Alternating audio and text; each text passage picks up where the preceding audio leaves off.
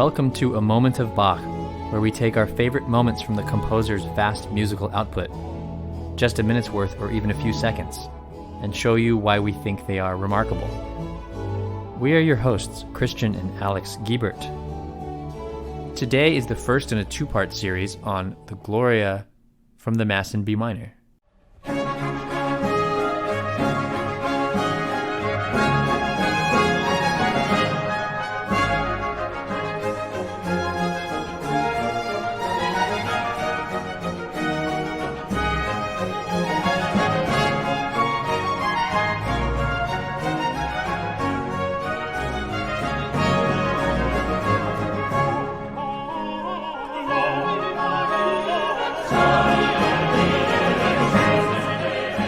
The reason we keep coming back to the Mass in B minor is because it acts as a compendium of Bach's best work.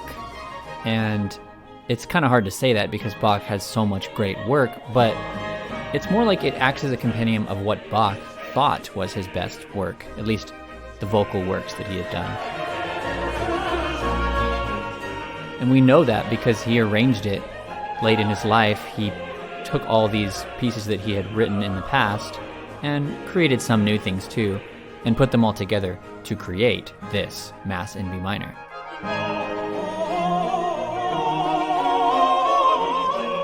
It's sort of like a showcase of his favorite stuff. Yeah, a lot of it is from cantatas that he had written in the past, and yeah, it just really, it's his favorite stuff, kind of. I mean, I think that's probably what he would have said, and he arranged this stuff into like a portfolio. And the intention here is as a concert performance, but it follows a Mass layout, basically. Yeah, interesting for a Protestant guy, because the idea of setting the Mass in Latin to music at this time would have been much more of a Catholic thing, and Bach was Protestant. Right.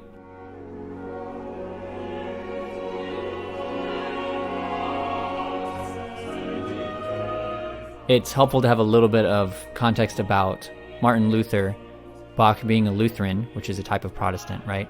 So a few hundred years prior, Martin Luther had reformed the Latin Mass into something that he called the Formulae Missae, which was an attempt by him to make the Mass a little bit more accessible, but still was done in Latin. And then, a few years later, he created the German language version of that, which had some alterations, called the Deutsche Messe. And that was a big turning point in the whole process of the Reformation that's largely spearheaded by Martin Luther. And because it was music related, we like to look back at this in Lutheran music as a really, basically a focal point of Lutheran music when it started to become a little bit more about the congregation and the people and less just about a priest and a choir, but then a congregation who didn't really get to participate in any music, which is kind of how it was before. Yeah, a congregation who came to church but potentially couldn't understand anything that was being spoken or sung in a church service. Yeah, much less being able to sing along. Yeah, definitely wasn't designed for that. And some of that was by design because it's a little bit nefariously easier to keep people in the dark for many reasons. Sure, and there's famous examples of corruption in the church in any age, but in that age, in Luther's day, that's one big reason for Luther instigating.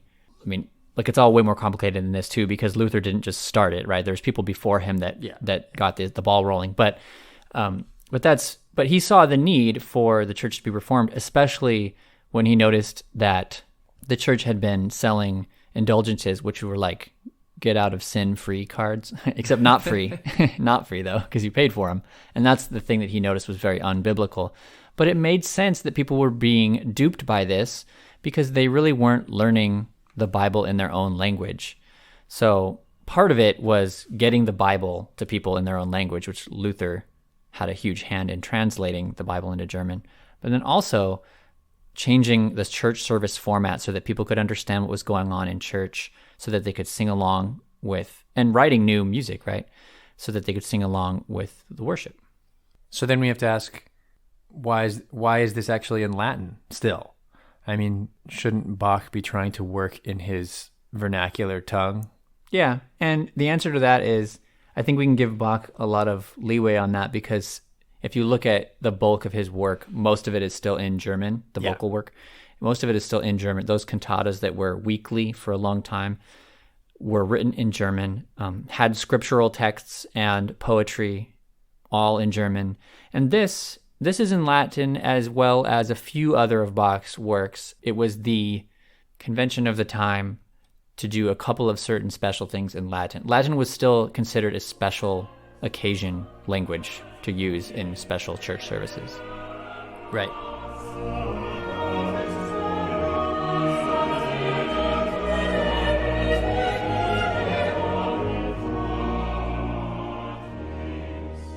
So now let's get into a little bit of why Latin sounds really nice on the voice, right? We've talked in the past about how German is a wonderfully expressive language in singing, and Latin is just different in a different expressive way. It's still beautiful. It's a lot more plain, I would say, sounding in terms of the actual sounds that are being heard. It sounds a little bit more clear.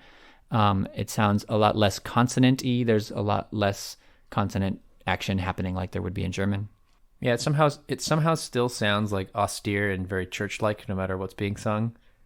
And there certainly could be Latin texts that are set to music that are not sacred. Carmina Burana comes to mind. Yeah, and in some cases, the effort is made to make it not sound like sacred music, but mostly Latin still has that churchy quality to it, and that's what's kind of funny about this is that in Bach's day, even though it was totally allowed by that point to use German, Latin is still a thing that he might do to show employers that he was really serious. right. So it didn't fade away, and even hundreds of years later, it still sounds kind of official for something to be said in Latin.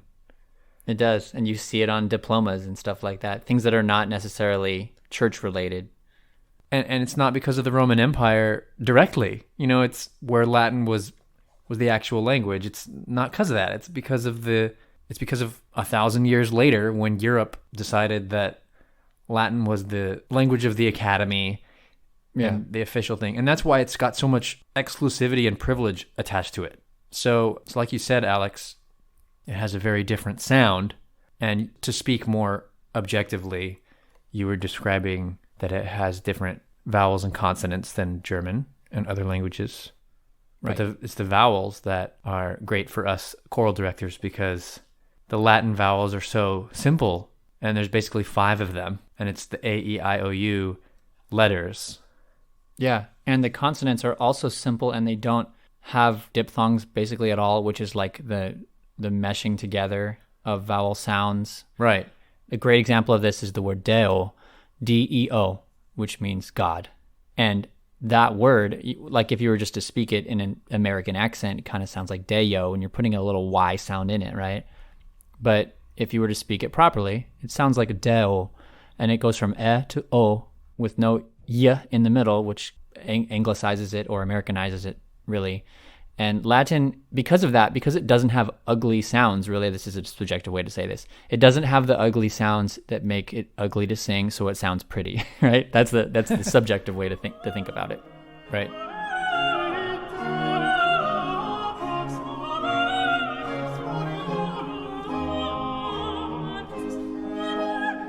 All the vowels are just the 5. You have A, E, I, O, U. A, E, I, O, U, and that's all. Right.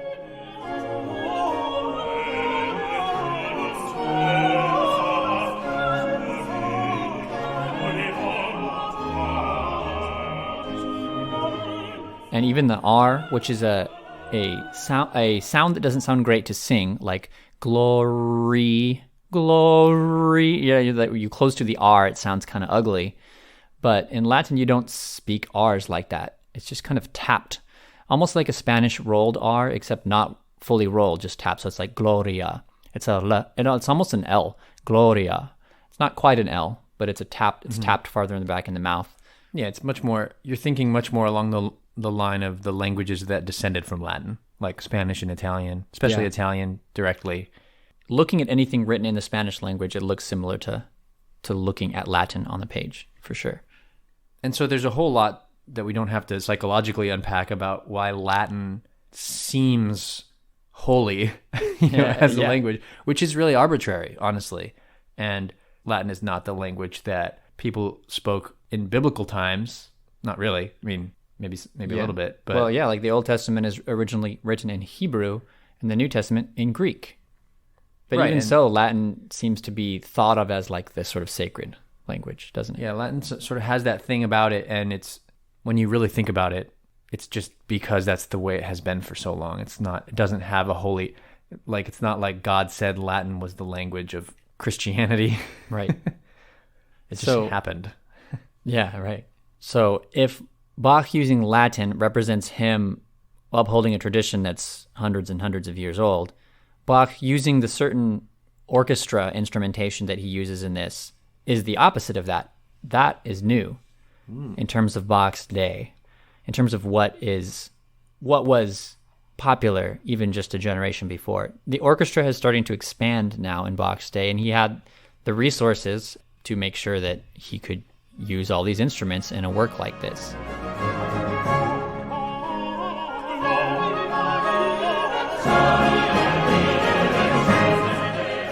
If you look at the score to this, you not only have 5 vocal parts, soprano 1, soprano 2, alto, tenor, and bass, and a bass line, which will be played by the bass instruments, called a continuo line, like we've talked about before.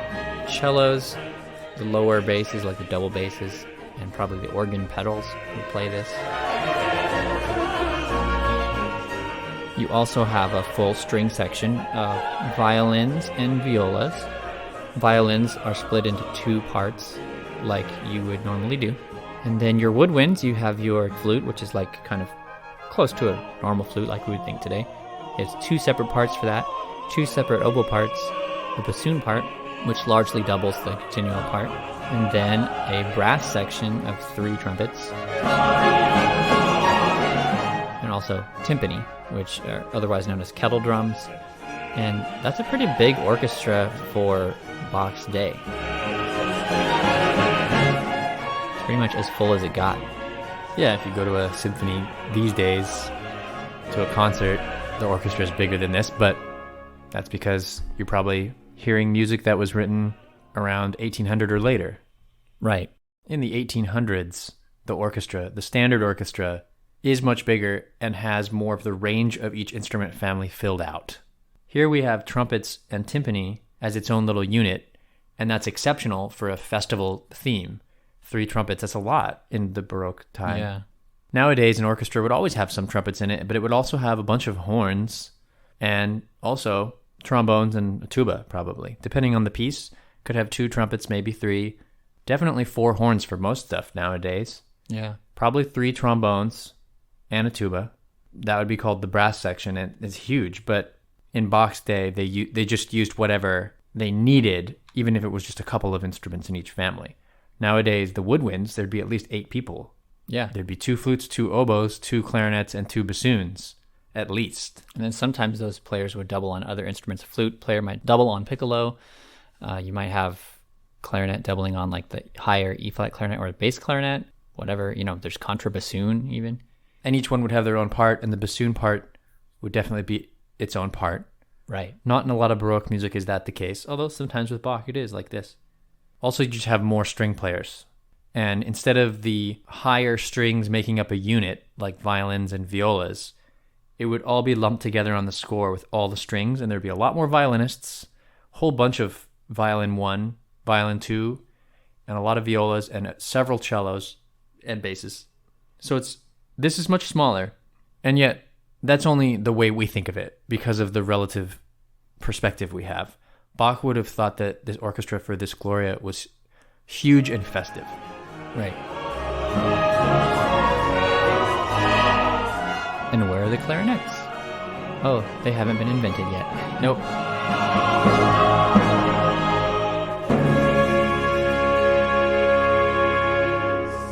So if looking at this score too, it's not just about what instruments you have, but how they get employed, right? It's cool what he does here. He's got this sort of like trumpet going back and forth with the rest of like the winds and strings.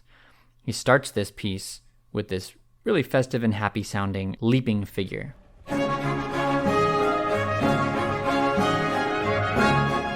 You also notice that the trumpets and timpani act as a unit together. That's another thing that's unique to Baroque music. It sort of gets separated later. But in Baroque music, the trumpets and timpani are like together most of the time. If the timpani is playing, it's with the trumpets. Yeah, usually it's with the lower of the trumpets. The timpani plays with them.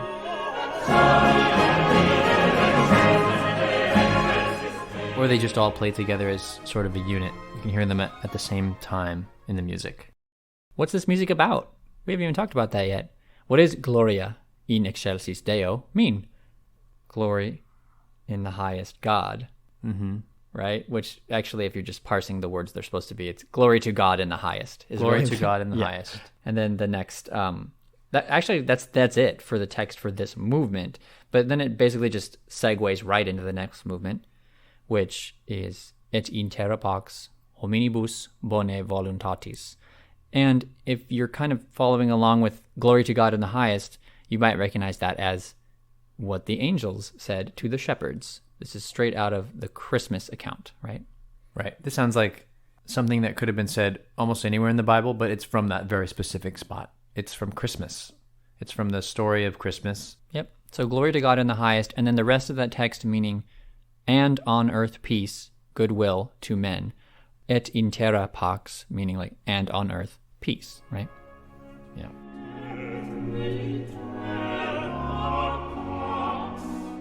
So, wouldn't you say, Alex, that there is a nice built-in contrast between those two phrases of text? I would. Yeah. And composers have definitely noticed that, haven't they? Yeah. And Bach splits it into two separate movements. Some composers don't, but he does. And they're very different in flavor. And the way the Netherlands Bach Society performs them, it separates them even more in terms of the tempo. They're taking that second part, Et in terra pax, slower. So listen to this transition, the end of the Gloria part, and listen to how once it starts the Et in terra pax part, the feel of it just changes.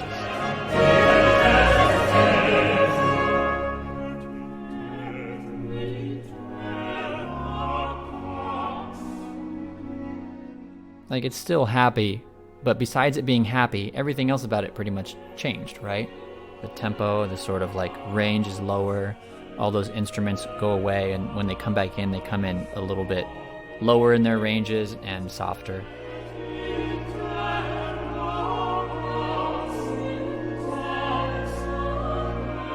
Compared to other performances, this Et in terra pax tempo is particularly slow, I would say. Right. Christian, you and I have both performed this piece, and when we did, this was done faster, which I was used to, and I have to admit, when I heard the Netherlands one, I was like, oh, it sounds too slow to me. But then, of course, listening to it, you realize this is actually a really great tempo for this. You mentioned Christian. It really has a lot more clarity, a lot of it. You can really hear all the notes. Yeah, you can hear all the notes. Because there's a lot of notes here in the Gloria and the Et in terra pax. There are many, thousands of individual notes across all the different instruments and voices. There's a lot to hear. And I think the Netherlands Bach Society does a good job here of making sure we get to hear everything. Yeah.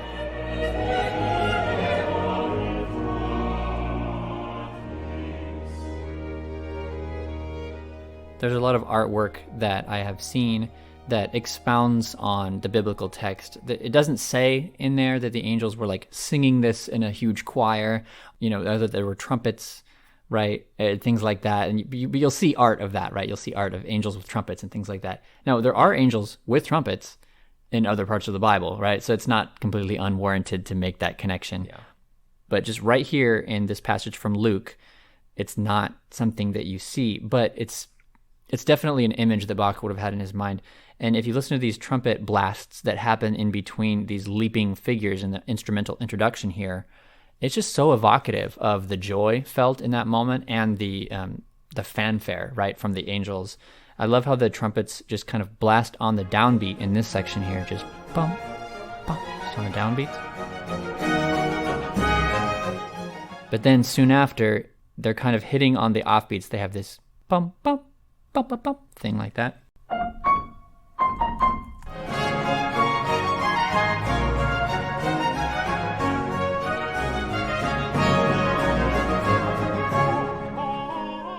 Oh, and then that cadence we just heard there. See how that landed there? And right when it landed, the alto came in there.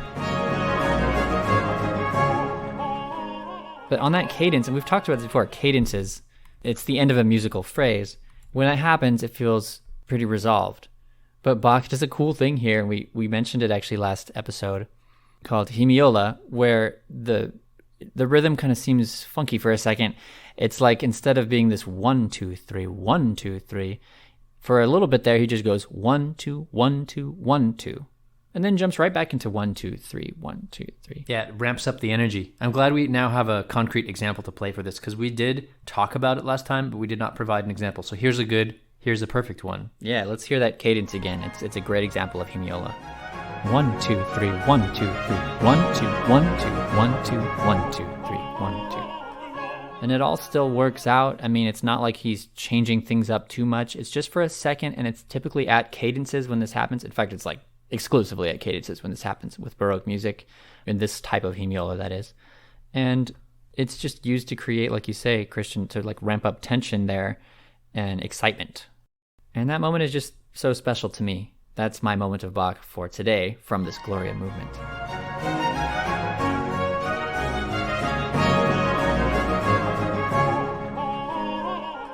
Yeah, it all comes together so great right there. And the hemiola, also what we talked about with the timpani and the trumpets, they have something on that last unit of the hemiola as well, right where they drive that to a conclusion. Yeah, for sure. There's like bum bum bum bum bum thing. It's so satisfying. One thing we haven't talked about on cadences is this. There's a very typical thing that the top line does that goes down to the tonic note. And here it sounds like this. Then sometimes it'll just be like, or whatever it is. It's very typically a descending line from a high thing down to the note, and the note that it lands on is the tonic, and that means that's what key we're in, which is this case D. Yeah, always getting back to that tonic pitch some way, like do, re, mi. Fa, mi, re, do, finally ending. Yeah, and then the bass necessarily, because it's what's called a perfect authentic cadence, meaning that it's going to land on the tonic and it's going to be just right with the soprano note or the high note, whatever it is, being on that tonic note. And that means the bass has to necessarily do a certain thing, going from the 5 to the 1, otherwise known as the dominant, to the tonic. And if that sounds a little complicated, if you're not a music theory person, this is what it actually just sounds like, and you'll probably recognize this sound from a lot of classical music.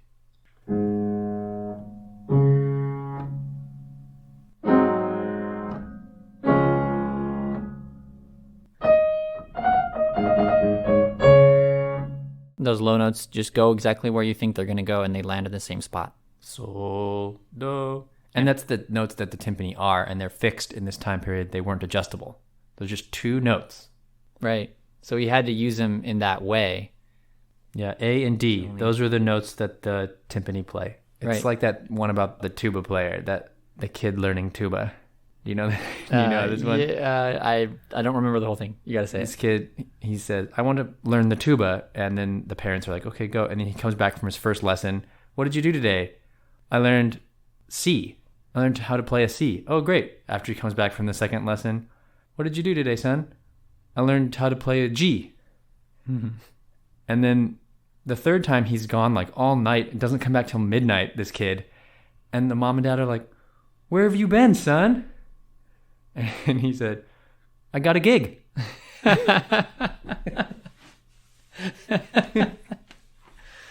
Oh, man. But seriously, the timpani part in this really does only have two notes, D and A.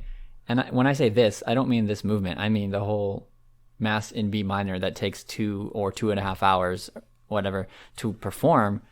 But there just wasn't the capability of tuning the instrument quickly like there is now, where you have a pedal for that. The pedal can just be moved up and down, and the instrument, like the head of the drum, tightens and loosens. They just didn't have that, so that's just what you had to do. I performed this on timpani one time, and even though it was a wonderful experience for me, I very readily admit that that's the easiest thing to play in that orchestra for that piece, because there really are only 2 notes that you have to play. Well, there's a lot of things about technique and stuff that you have to really Sure. not screw up. No, actually, It's a lot of pressure. it's actually very intense in terms of timing, but in terms of notes, it's easy.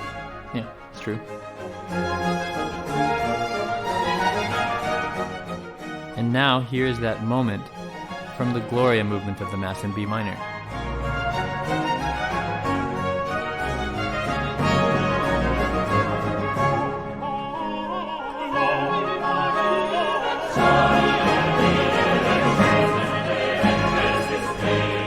If this introduction to a musical moment has inspired you to hear the rest of the Mass in B minor, please see the link in the episode description to see the wonderful performance by the Netherlands Bach Society. To hear our new episodes as we release them, find us on your podcast app and hit subscribe. And next time, we will be doing part 2 of this mini-series, where Alex will conclude by choosing a moment in the Et in terra pax movement. Until next time, enjoy those moments.